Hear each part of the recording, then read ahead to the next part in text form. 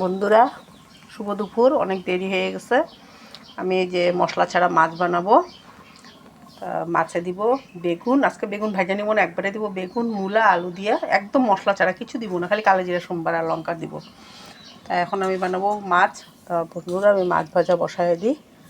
এখানে মিশালি আছে মাছ।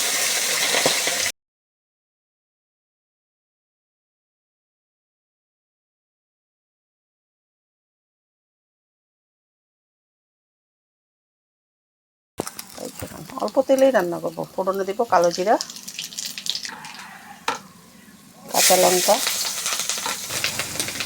দিয়ে দিব সব কাটে রাখা তরকারি।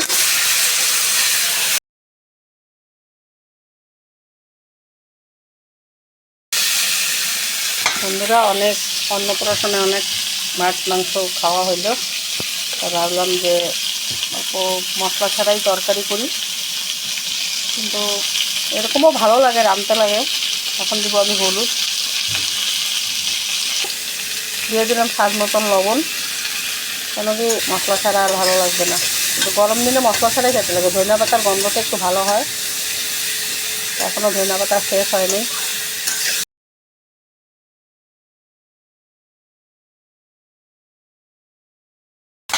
বন্ধুরা এটা কষানো হোক।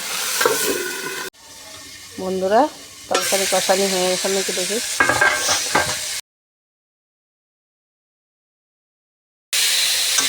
এখন আমি একটু ঝোল দিব, ঝোল বানাবো আজকে আমি মশলা ছাড়া।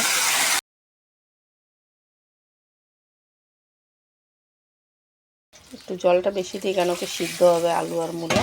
বেগুন তো সিদ্ধ হয়ে গেছে। পাতলা ঝোল করব, খালি হলুদ লবণ, কোনো মশলা না। আমাকে ডাক্তার এরকমই আসলে খাইতে বলছে, কিন্তু আমার জিভটা মানে না। জিভটা বহুত আমার মানে লম্বা, বহুত তেল মশলা খাই আমি।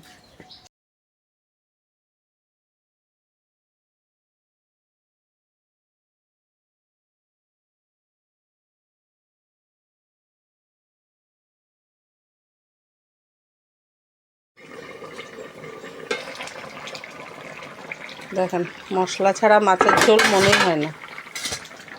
দেখেন খুব সুন্দর হয়েছে। দেখেন এই যে টমেটোগুলি গলতে দিই নেই, এরকম থাকলে ভালো লাগে খাইতে, চিসে চিসে খাবো। বন্ধুরা আজকে দুপুরের ভিডিও আমার মশলা ছাড়া মাছ কেমন লাগলো দেখেন, ধনিয়া পাতা দিয়ে।